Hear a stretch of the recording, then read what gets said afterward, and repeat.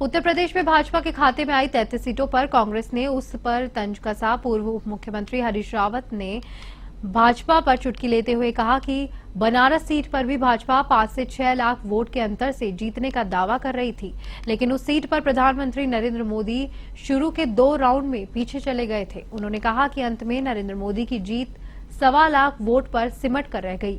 उन्होंने कहा कि अब दूसरी पार्टी को शक्ति देने का समय आ गया है। यहाँ तक कि बनारस में जहाँ से प्रधानमंत्री जी को कहा जा रहा था कि 5 लाख 6 लाख वोटों के बहुमत से जीतेंगे, 2 राउंड तक तो पीछे चले गए और 1 लाख 1.25 लाख के करीब में सिमट गए उनकी जीत जो है। ये उत्तर प्रदेश ने कहा नहीं, अब समय आ गया है जो है दूसरी पार्टियों को शक्ति देने का, और उन्होंने लोकतंत्र को उत्तर प्रदेश में शक्ति दी। मैं उनको बहुत धन्यवाद देना चाहता हूँ। लोकतंत्र और संविधान उत्तर प्रदेश के इस निर्णय को, और कुछ और राज्य हैं महाराष्ट्र आदि, इनके निर्णय को। प्रदूषित खाद्य पदार्थों से कई बीमारियों का कारण बनता जा रहा है। देहरादून के नगर निगम के मुख्य नगर स्वास्थ्य अधिकारी डॉक्टर अविनाश खन्ना ने बताया कि जोखिम करार बैक्टीरिया से दूषित भोजन का सेवन करने से होने वाली समस्याओं को भोजन विषाक्तता, फूड पॉइजनिंग कहा जाता है। उन्होंने बताया कि भोजन में मौजूद ये बैक्टीरिया ऐसे विषाक्त पदार्थ बनाते हैं जो हमारे शरीर के लिए काफी नुकसानदायक है।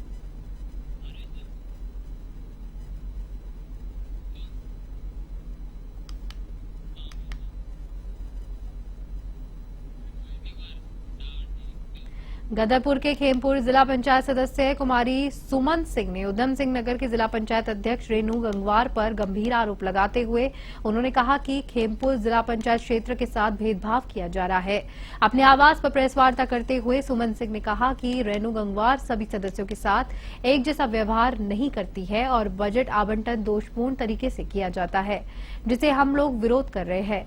इसके लिए हमने जनजातीय आयोग को भी एक पत्र लिखा है। हमारे साथ भेदभाव हो रहा है।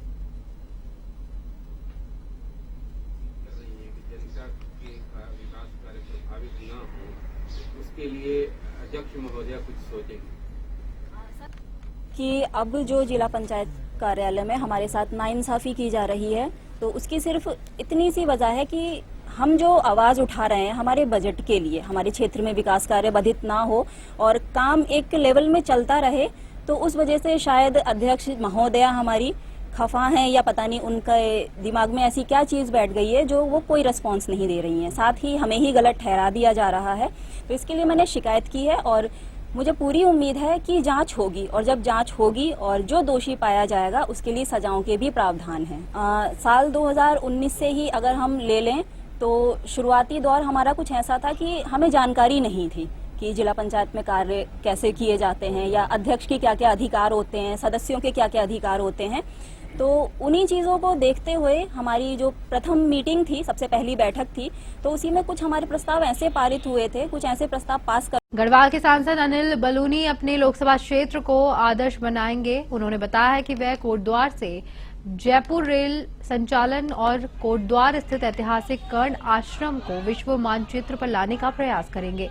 अनिल बालूनी ने कहा कि जितनी भी मांगे जनता की ओर से की जाएगी, उन सभी को पूरा करने का प्रयास किया जाएगा।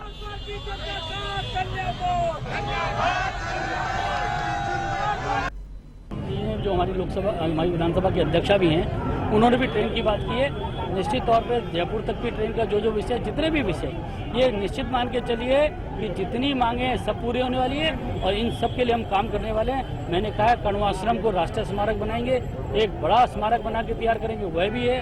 कंडी मार्ग के लिए काम करेंगे। जितने मेगा प्रोजेक्ट हैं वो गढ़वाल में लाए जाएंगे और गढ़वाल की जनता के लिए जितने भी काम करने हैं, पलायन रोकने के खिलाफ एक निर्णायक लड़ाई।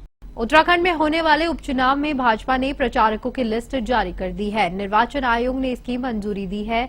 मंगलौर विधानसभा सीट सबसे हॉट सीट बन गई है। भाजपा के 33 चुनाव प्रचारक मंगलौर विधानसभा में प्रचार करेंगे। प्रचारकों की लिस्ट में मुख्यमंत्री पुष्कर सिंह धामी भी शामिल है। इस सूची में भाजपा प्रदेश अध्यक्ष महेंद्र भट्ट, चुनाव प्रभारी दुष्यंत गौतम के नाम भी शामिल किए गए हैं। मंगलौर विधानसभा सीट पर भाजपा ने करतार सिंह भडाना को प्रत्याशी बनाया है।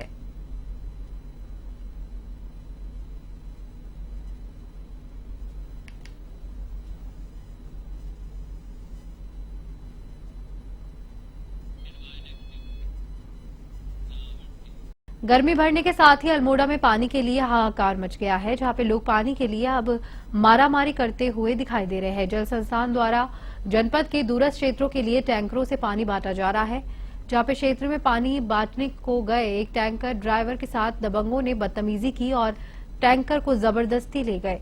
इसके विरोध के चलते पानी बांटने जा रहे जल संस्थान से अधिकृत सभी वाहन चालकों ने पानी बांटने का जाने से मना कर दिया और हड़ताल पर चले गए।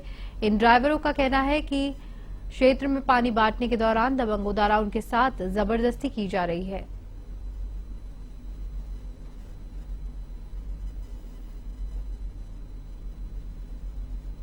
हमें ये बीते दो महीने से वहाँ पर पानी लगातार बांट रहे हैं।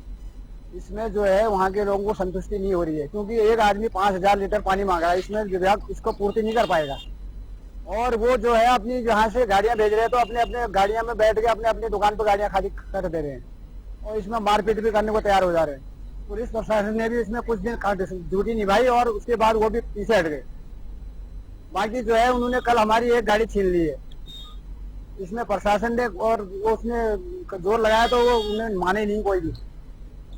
हमें मांग है कि जब ये कोई प्रशासन हमारे को सुविधा देगा तभी हम काम करेंगे, नहीं तो हम नहीं करेंगे, क्योंकि जाते हुए चलते हुए गाड़ी के आगे आदमी कूद जा रहा है, वहाँ कल वो मर जाएगा।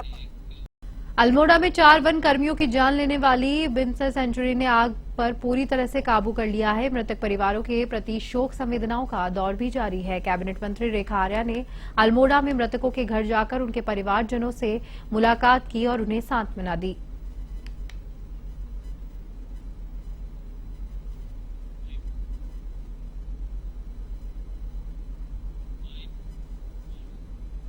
देखिए, अल्मोड़ा बिनसर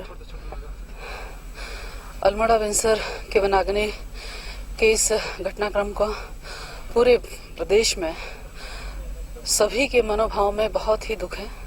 निश्चित रूप से इस प्रकार की घटना हर एक उत्तराखंडी भाई बहन को आहत करती है।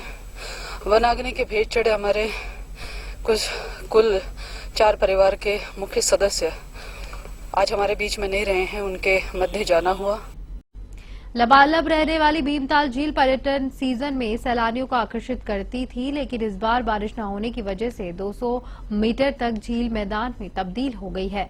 पानी कम होने से पर्यटन भी नौकायान में ज्यादा रुचि नहीं दिखा रहे हैं, वहीं नाविक भी मायूस है। भीमताल झील का पानी कम होने से पर्यटक कारोबार काफी प्रभावित हुआ है।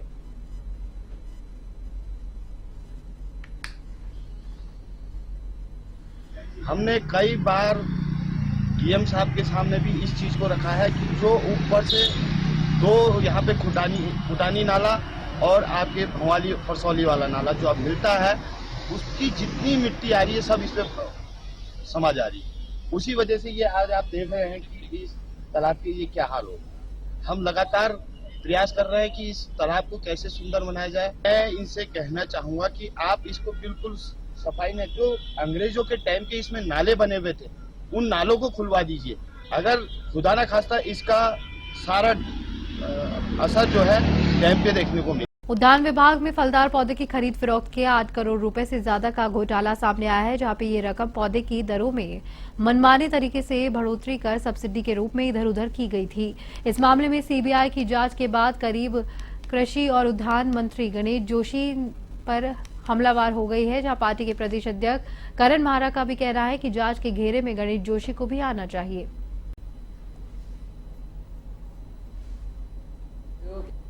नैतिक नहीं, जांच के घेरे में गणेश जोशी जी को भी आना चाहिए।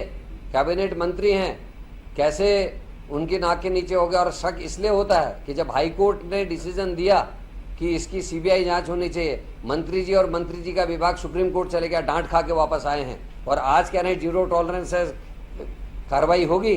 सबसे पहली कार्रवाई गणेश जोशी पे होनी चाहिए, क्योंकि मंत्री हैं, उनकी ज्यादा जिम्मेदारी।